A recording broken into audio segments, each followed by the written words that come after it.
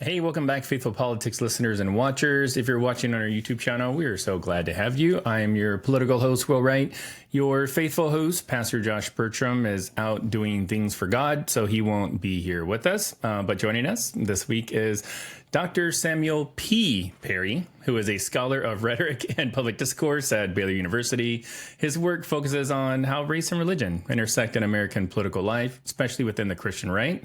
He's the author of Rhetorics of Race and Religion on the Christian Right, and his research has been featured in top journals exploring how public rhetoric shapes our understanding of race, politics, and faith. But today we are going to talk to him about something that you probably haven't heard much of, but will have pretty large implications on how our government is ran, and that is called the CREC.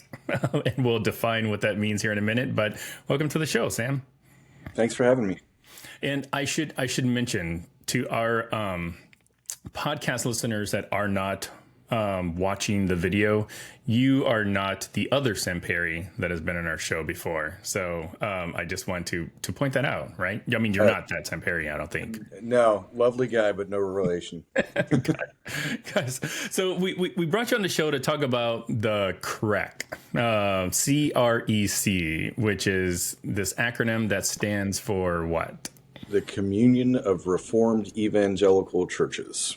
Awesome. And what is the CREC? Like, why are they so important? And why did you actually choose to write an article about it in Salon and The Conversation and other places? I've written previously for The Conversation, and I had an established relationship with a religion editor there, and she knows something of my work in terms of looking at some of the foundational Christian right stuff in terms of where some of the thought processes are coming from. And the co-founder of the CREC, Doug Wilson, is leaning heavily into some of the stuff that I've already researched for previous projects. And because my first book looked at kind of rhetorics and the way that the war on terror operated and primed people in the United States to be more sympathetic or more receptive to arguments coming from the Christian right, especially when it came to circulating conspiracy theories about Obama on the basis of race and religion. She approached me and asked me if I would write this piece kind of explaining the implications for someone like Pete Hegseth being a member of the CREC and what that might mean for a high-ranking government official with the Secretary of Defense to be in charge of something, one of the largest labor force in the United States. That person is going to be able to put their ideological thumbprint on a lot of this. And so that's kind of where it started. I had been kind of primed by a couple of colleagues a few months earlier. Wasn't anything that I necessarily would have expected to be talking about, but usually when people hear depressing things or like bad things, especially when they're happening in terms of Yes. Things that are maybe happening on the Christian right, especially as they might pertain to race, people will come to me and go, "Oh, I thought of you when I read this." And I'm like, "Oh, well, You're like, thanks. yeah, I don't know exactly how to feel about that, but okay."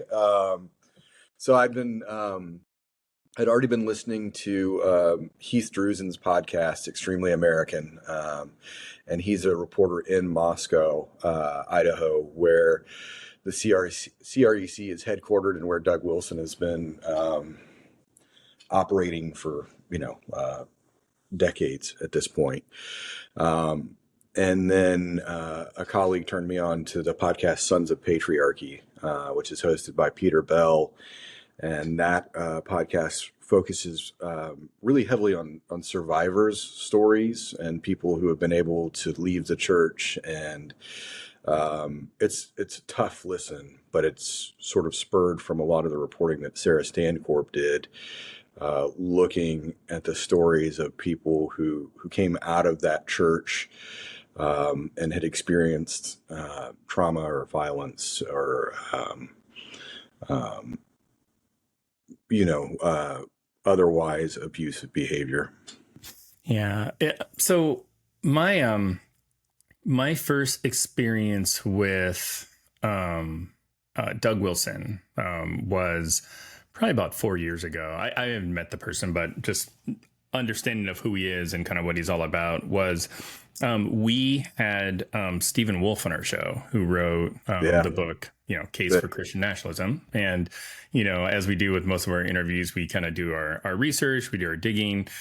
He was published by Canon Press, which is connected to Doug Wilson. And I want to talk all about the Canon Press part, but I'd love maybe just for us to kind of set the stage, because we're talking about the CREC, the Communion of Reformed Evangelical Churches, which was started by Doug Wilson. But who is Doug Wilson?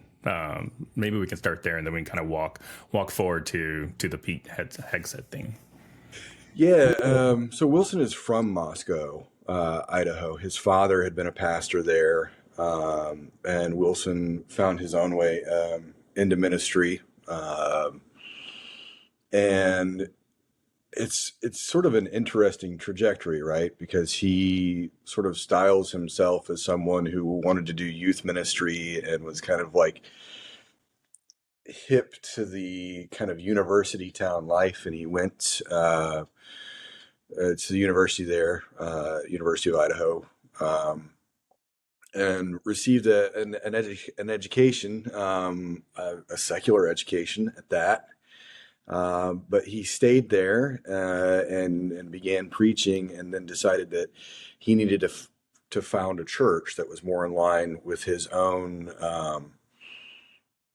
sort of theological beliefs. So he started Christ Church in Moscow. And one of the reasons he stayed in Moscow was he saw it as a town that was about the right size to do what his eventual goal is, which is to sort of be able to control Moscow through different arms of government and real estate by having a larger influence. So along the way, he started a private school, classical Christian school, through his narrative, because they didn't want to send their children to a secular school. So they started the sort of network of schools. It begins in Moscow, and now there's this whole accreditation system associated with these schools and whatnot. Wow. And a whole set of classical Christian curriculum that is sold to various schools, or that is used and implemented online for homeschools.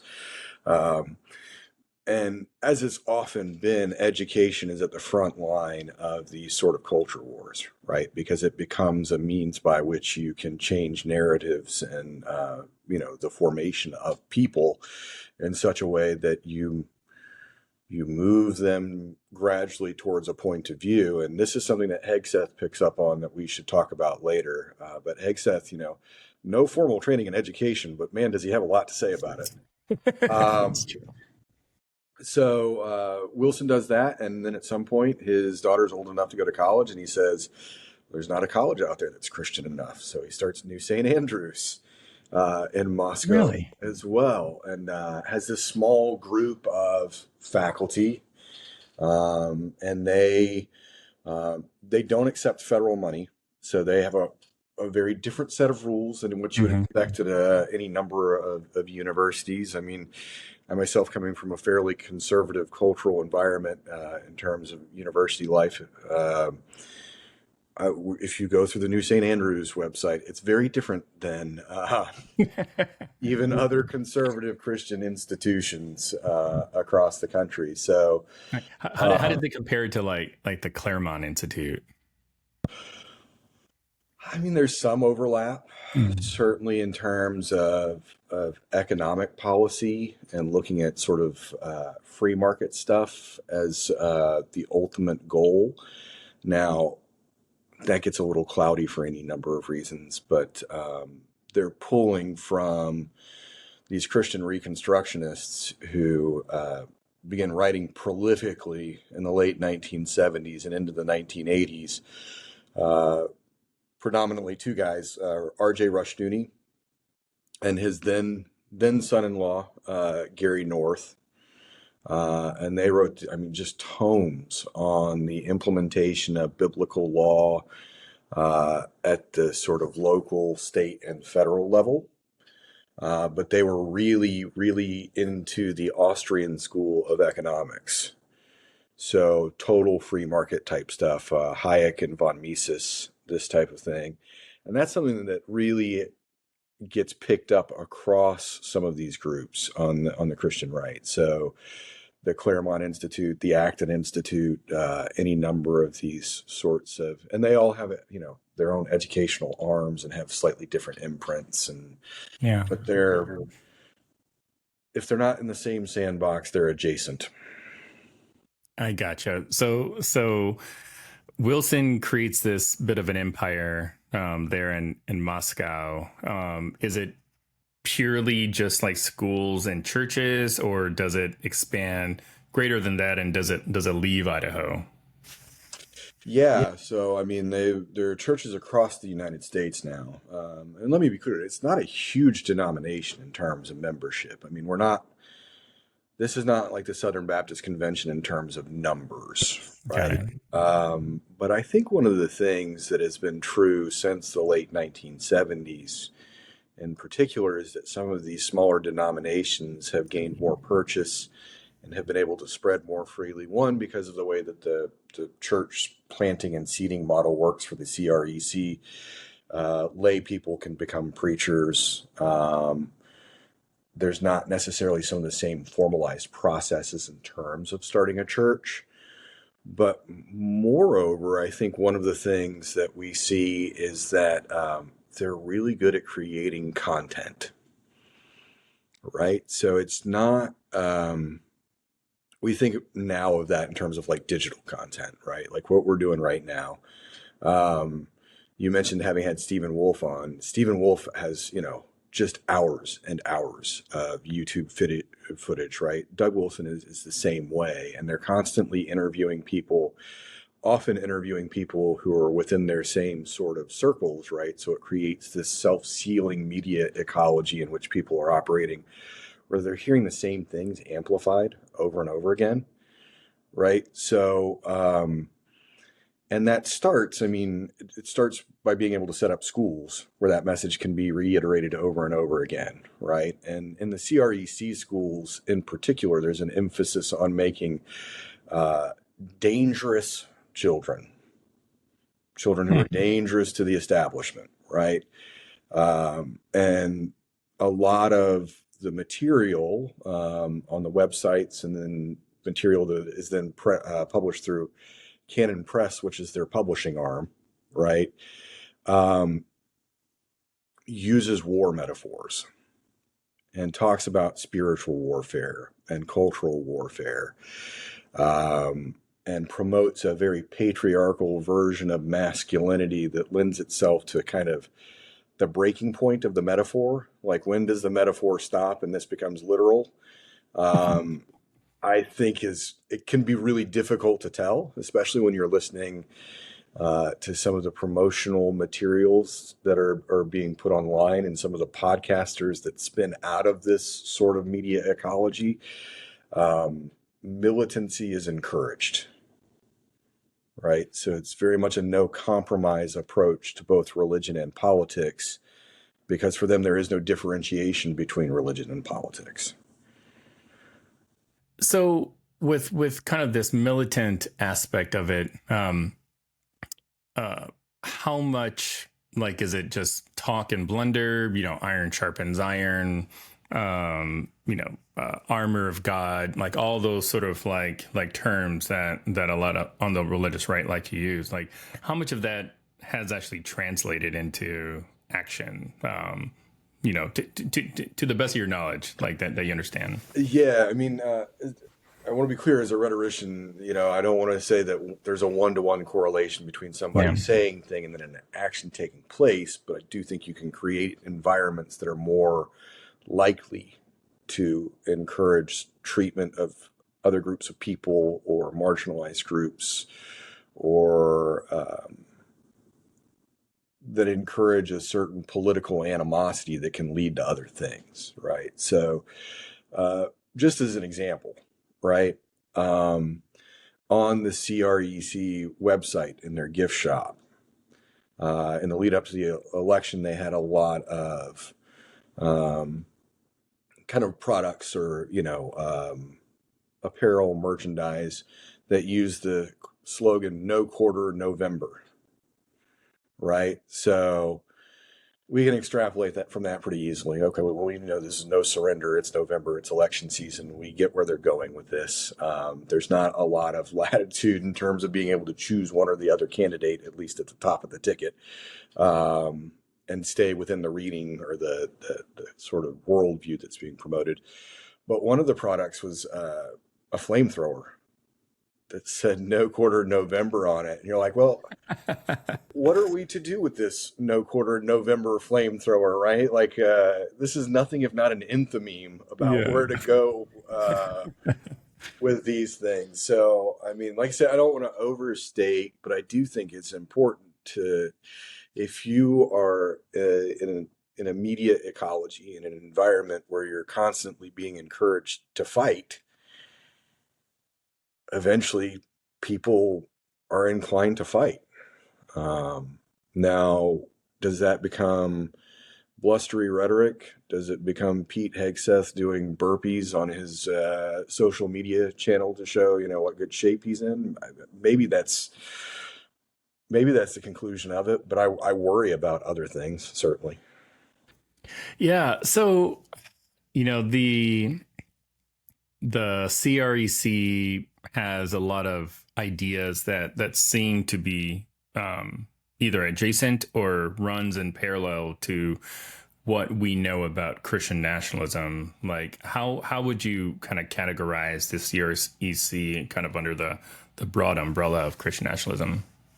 Well, we've already mentioned Stephen Wolfe, who's openly supports Christian nationalism, but the core tenets are there, right?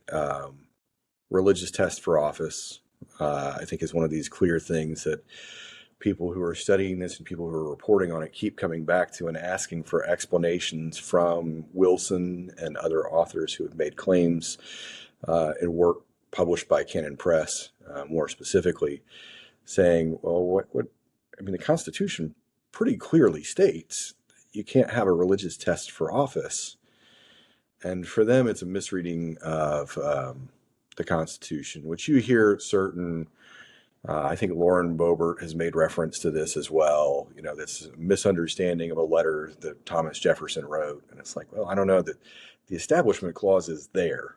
It's true. It's like it is in the Constitution. Yeah, it's not new. That one was pretty hard and fast for a couple of reasons that led to the whole American Revolution. But this is one of those things that narratively, I think, you ask what the reach of the CREC is, more broadly.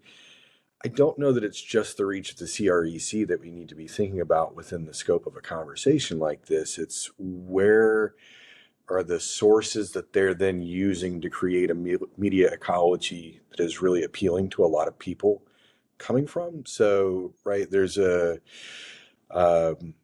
self-professed theologian named David Barton. Right. I see you kind of laughing. Are you familiar with Yes. Barton? Yeah. Yeah. But Right. maybe for the folks that aren't familiar with them, maybe you can give He wrote a book that became fairly popular in certain circles called Original Intent. And his claim is that there is no separation of church and state, essentially, that there can be a dominant religion that overrides the interest of the state so long as the state doesn't mandate that religion be the state religion. So culturally, there can be a state religion, even if not formalized. And even that distinction ends up kind of breaking down in some of the claims that he makes. And he has a large repository or archive of documents and letters from the time of the founding of the country. Access to those documents is not always immediate. But he's been writing, and he's been a political influence since the 80s and early 90s. And some of his ideas have really caught on. You know, he had a website that was pretty predominant for a while called Wall Builders. And there were, you know, people who had been elected to public office who were associated with wall builders as well. So it's not new, right? And I think looking at the little pieces of Christian reconstruction, or the little pieces that keep chipping away at the notion of what I think was once kind of sacrosanct as a political belief, that there is a separation of church and state in the United States, the uptake of the idea that maybe that's not the case, and it kind of drip feeding in through various forms of media across different evangelical denominations, has an effect politically over a period of time that may be more outsized than the size of one particular denomination, but instead the circulation of some of these texts and ideas that move from a theological fringe into a mainstream, right? Where you begin to see, especially some of the stuff that's really prevalent within the context of what we might consider culture war type stuff, right? That some of these ideas that would have once been kind of harder to swallow or harder to stomach, or wouldn't have been maybe as readily publicly accepted, because they've circulated for so long and now they're coming from different corners and different circles and different denominations, we see, that argument may appear to be more common because of the type of circulation that it's getting than it actually is in terms of the general population's acceptance of that argument. Yeah. Is that kind of like, you know, well, we say God in the Pledge of Allegiance, we have God in our money, so we must be a Christian nation kind of thing? Yeah. And I mean, it's worth pointing out, right? That's the Eisenhower administration. So that's not like you know, unless we're saying the country was founded in the 1950s, and then I've got some other right. But, you know, and Kevin Cruz wrote a great book on that, One Nation Under God, where he talks about the roots of industrialism and capitalism kind of filtering into evangelical rhetorics and Christian spaces, and how the sort of conservative movement and the uptake of religious language really changed the American political landscape, right? So the under God stuff comes out of the Red Scare as well, right? So I think we have to think about the invocation of God in those terms, right? When God is being invoked out of fear, or in the context of a Cold War or a literal war, there are implications for that as well. Yeah, it's so true. This is kind of an aside, you know, for anybody that's interested in the topic of Christian nationalism or faith and politics. It's like the 1950s was like such a pretty hot like time. I mean, you know, we're going to be talking to Amanda Tyler soon, but we're going to be talking about the Johnson Amendment. And the Johnson Amendment came out of the 50s, like 1954, you know? So I'm just like, there's just such a center mass of the way our country looks that's grounded from the 1950s, which is, I don't know, it's just fascinating to me for some reason. I think it's important to this conversation as well, because the post-war period coming out of World War II is when you begin to see a lot of different groups and different types of people entering the workforce, and you begin to see integration of both educational and work spaces, right? But one of the spaces that still remains heavily segregated within that time period is churches, right? So, I mean, you know, I hate to drop token Martin Luther King quotations, but you know, he was right about a lot of things, obviously. And, you know, he said the most segregated hour in the country is 11 a.m. on Sunday morning.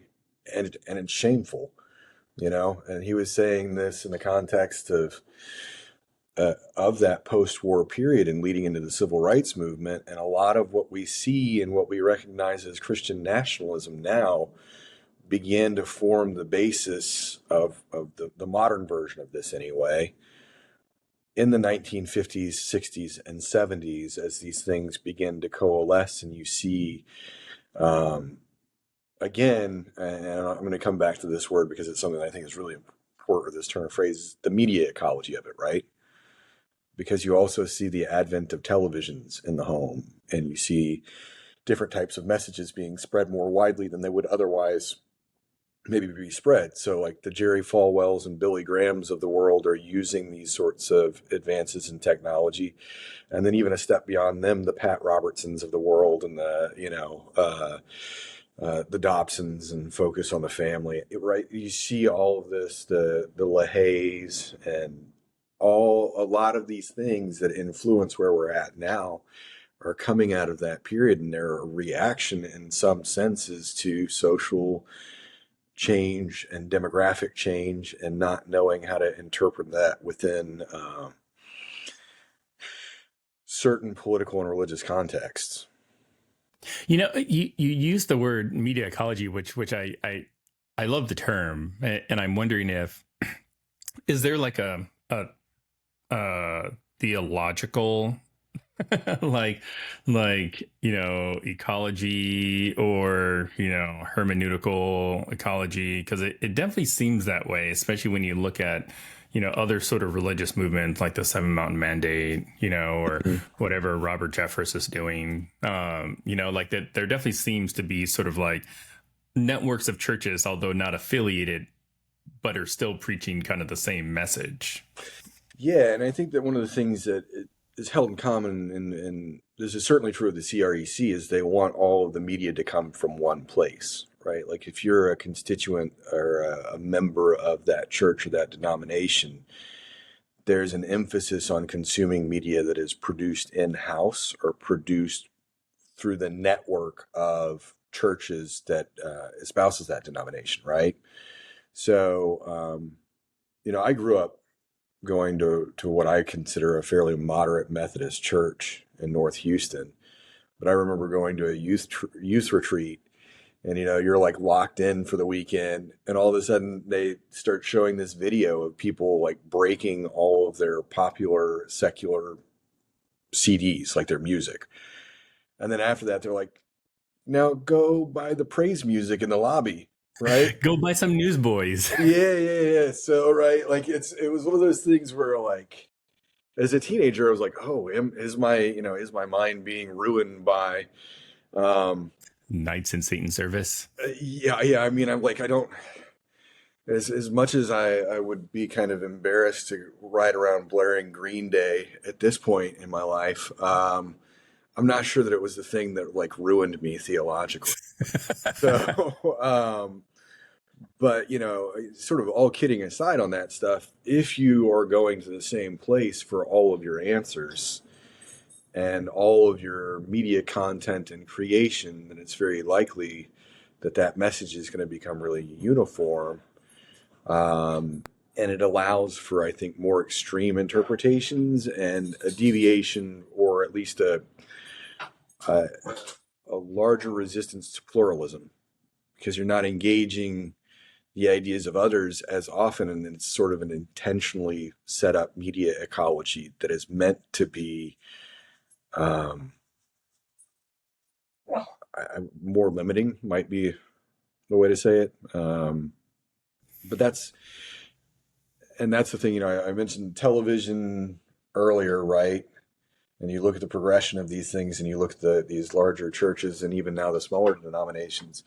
The spread of these messages, I think, is really tied to the way in which each generation becomes a little bit more media savvy and has access to yet another form of media that they can then polish the message and kind of move it along, right? So some of the promotional materials that may have been spread in the 1950s by, say, like John Birch Society folks who were connected to churches across the country, right? They're going to look like those pamphlets that are not really well produced, and it's going to be kind of easy to go like, everybody's got that uncle that'll pass you like, if you want to know the truth, here's the thing, and they would hand you that thing, and you're like, I don't know, this looks a little sketchy, or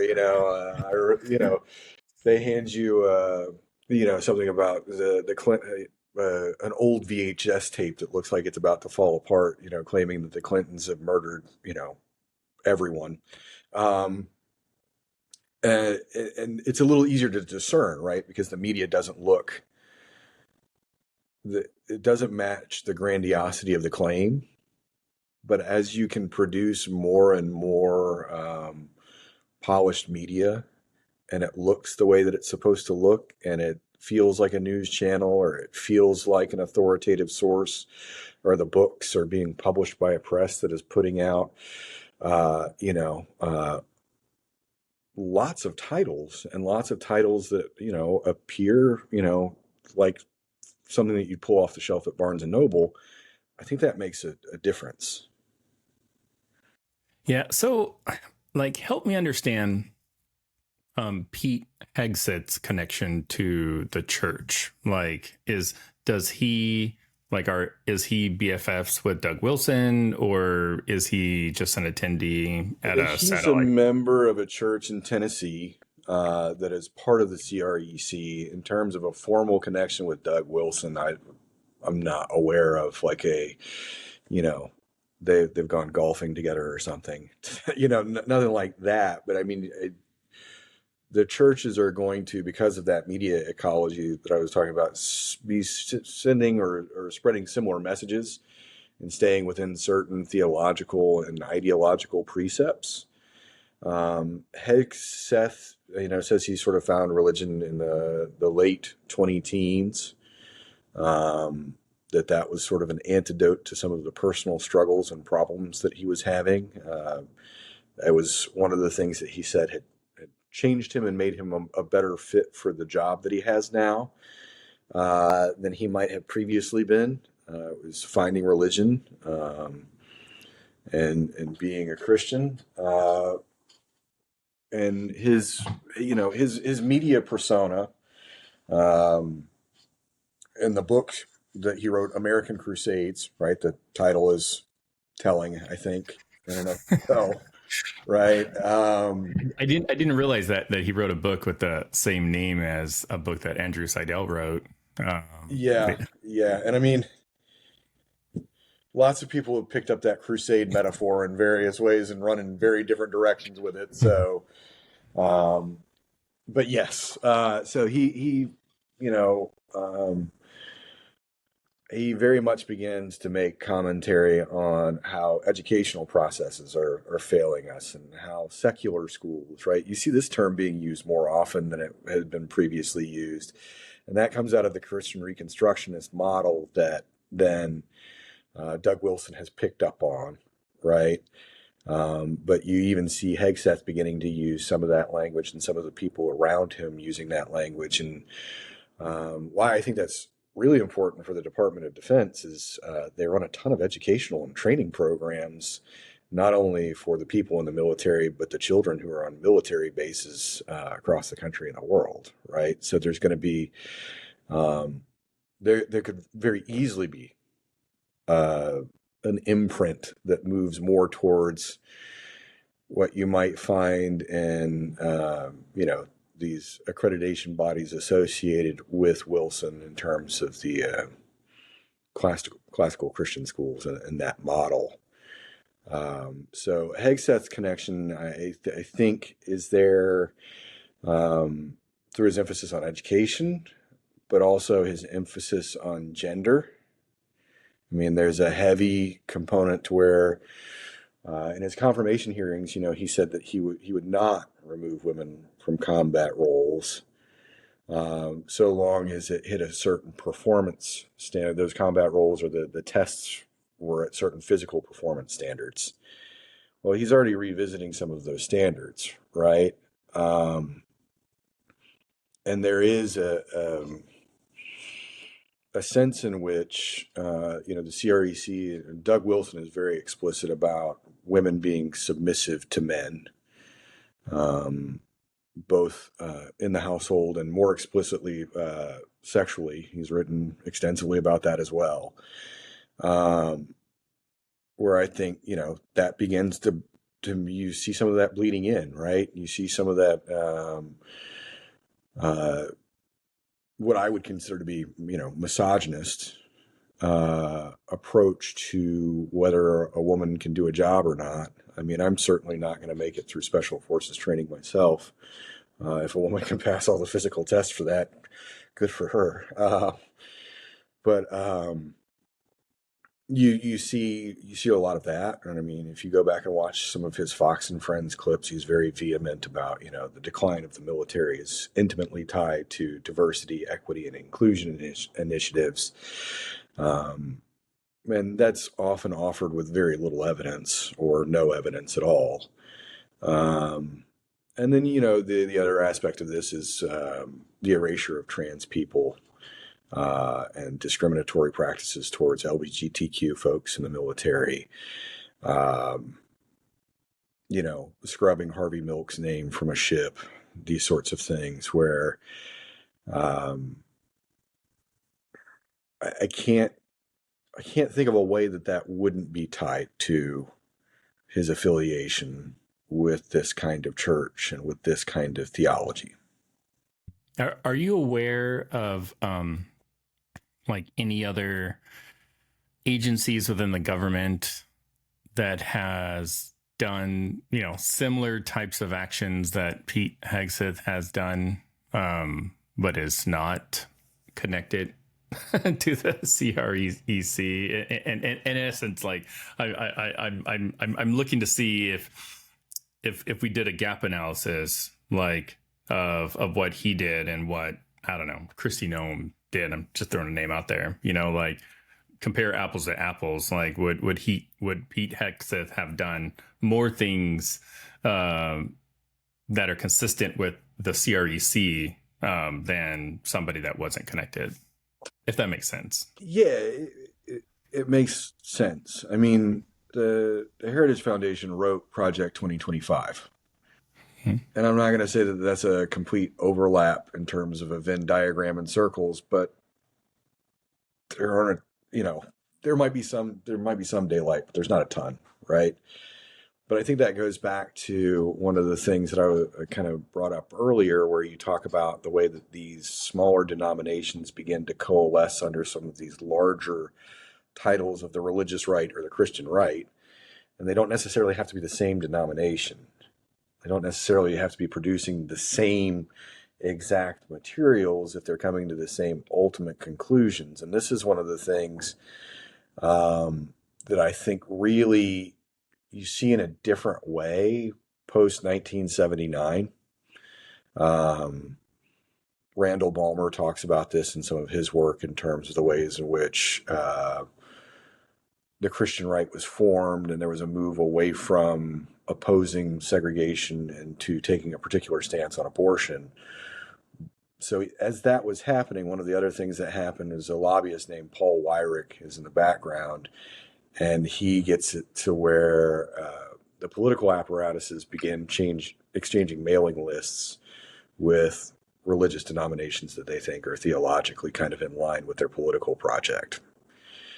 So you began to see this sort of cross-pollination with certain groups and churches with the Republican Party, so that by the time you get to the mid-'80s, you've got Ronald Reagan turning around in First Baptist Dallas and looking at W.A. Criswell and going, I know that you can't endorse me, but I endorse what you all are doing here.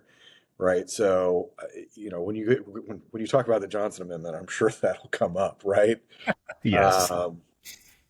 But even that is a huge shift. Right. Because Criswell had opposed JFK's candidacy for the presidency because he didn't want the papacy to control the presidency. There should be a separation between church and state. By the time Reagan comes around, a CBS interviewer, I believe it's CBS, asked Criswell, you said this stuff about Kennedy. What makes Reagan different? And Criswell his response was, the separation of church and state is the figment of some infidel's imagination. Right. So you see, even within a more traditional Southern Baptist denomination, a pretty huge shift in terms of the way that that narrative is being spoken about as certain types of political power are accumulated and then tied to certain religious entities. Yeah.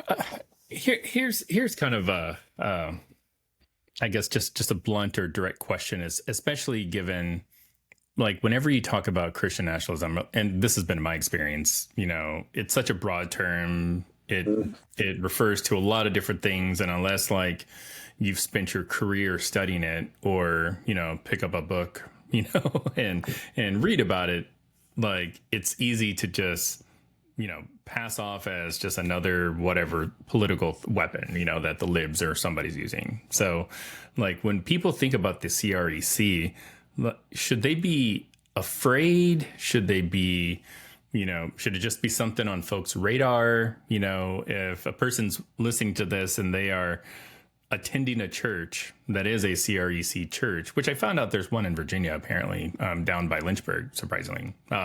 So, like, how should people view the CREC if they're coming into this cold, and they know nothing about them?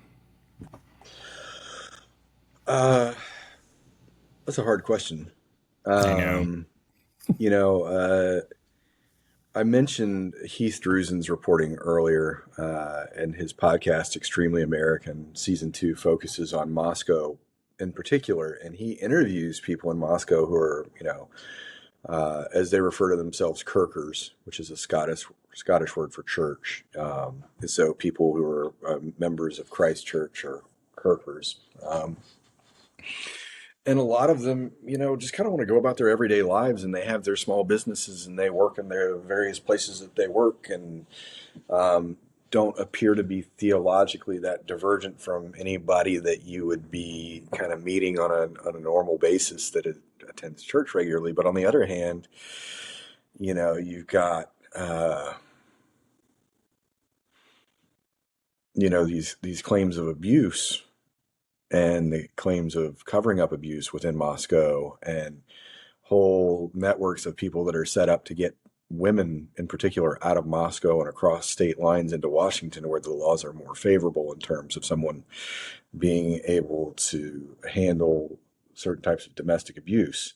I don't think those kinds of networks would exist if there wasn't a need for it, So I don't want to paint in too broad a strokes about individual members of any given church, because you run into all sorts of problems as soon as you do that, especially with there being space for dialogue to continue in certain areas. But I do think it's important to know where some of these ideas are coming from, right? So, Canon Press, there's a book by a guy named Joe Rigney that's, making claims about how dangerous empathy is, and that empathy is a trap, right? I think that's super toxic politically, right? If we can't take the positions of other people while we're engaging in deliberations, and we're always treating it as warfare, and then you couple that with a version of masculinity that is extremely given to sort of patriarchal structures and discriminatory structures, then it's pretty easy to see where things can go wrong if the arguments are taken to their end. Right? So, I mean, this is when you begin looking at kind of the telos or the teleology of the argument in terms of where does this go if we take it all the way to the end. It goes to a country that is monolithic in terms of religious belief, political belief. There's not room for dissent. Now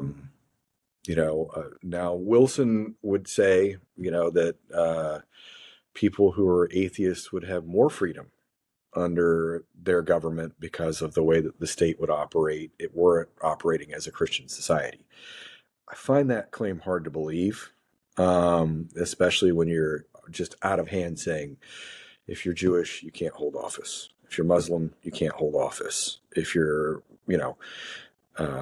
agnostic, you can't hold office, right? That's a pretty open form of discrimination right up front. Yeah, I mean, Stephen Wolf said on our show that if you are not Christian, and I'm paraphrasing a little bit, atheist, Muslim, whatever, like you should be marginalized. So, and I'm assuming that came straight out of his book. I can't remember exactly, but it is in the book. Yes. You're very close to, I'm, forgive me, I can't recite from memory that book for any number of reasons, but yeah. No, I mean, it's pretty overt. And then some of the more extreme conclusions that are then arrived at if you disagree with that notion of statecraft and state building, you get pretty quickly to like very punitive notions of, it's not just marginalization, right? And in terms of this person doesn't have the same type of voice, it's if they use their voice, we will silence them. Yeah. So what's next for the CREC? And what's your sense of their involvement with the midterms coming up? I mean, I'm sure they'll run the same kind of press campaigns that they've been running for years in terms of, having merchandise associated. They'll have a run of books come out in relation to whatever the hot button topic or issue, and using, whatever the vocabulary du jour is in terms of what people should be afraid of during this election cycle. But I do think some of it will depend on, Hegseth's role. If you go and look at some of the reporting and whether or not he and Trump are getting along, there's conflicting reports. Whether or not he and the rest of the cabinet are getting along, it seems like there's pretty clearly some rifts happening there. There's the larger political trajectory. I don't have that crystal ball, but I do think Hegseth's positioning, especially as we become more involved in certain places in the world rather than, less involved. So it's going to matter, right? So what happens in Ukraine, what continues to happen in Israel and Palestine and Iran, and we can go through the list here in terms of the Department of Defense plays a huge role in America's role in the world more broadly. If the person who's in charge of it, or who can make decisions, even sometimes, if this week's reporting is to be believed on Ukraine, make decisions without the president being aware of those decisions having been made, then the influence, from the ideological frame of the CREC could be huge. Wow. Yeah. So the CREC does not sound like a normal. Maybe that's a bad way to frame it. Like, it doesn't seem like it's a part of the traditional kind of mainline Christian church. Definitely not like the church that Josh runs. So I'm a little bit nervous. I agree. It's probably too premature to be completely afraid, but I think that if you're somebody that follows the faith and politics world, that the CREC church is one definitely to follow. Thank you so much for coming on our show. Happy to. This has been really, really good. Anything you're working on that you want to let our audience know about? My colleague Carolyn Robbins and I are working on a book on the expansion of the industrial prison complex and the way in which during the Nixon Reagan administrations, religious language was used to kind of justify that expansion, which we're seeing some distressing developments on that front. In terms of detention facilities and whatnot, and the way that those things are being constructed now. So I think there'll be some through lines in that research. Like the DHS showing a video with like Bible verses and stuff. Yeah, like that. And then I've got a project that I've been working on for a while, looking at the way in which civil suits are used and the aftermath of killing people of color by law enforcement, and the rhetoric surrounding that, and the way that those justifications end up being used, and how taxpayer money is being spent in relation to that. So one day I'll write about something happy, but not any day soon. Um, so yeah, I'm working on those things, and then just you know, continuing probably too many other side projects, but Aren't we all? Aren't we all? Well, thanks again, Sam, for coming on our show. It's been a real pleasure just getting to know you and talk about the CREC. likewise, thank you. And to our audience and listeners, hey, thanks so much for stopping by and joining us. As always, make sure you keep your conversations not right or left, but up, and we'll see you next time. Take care.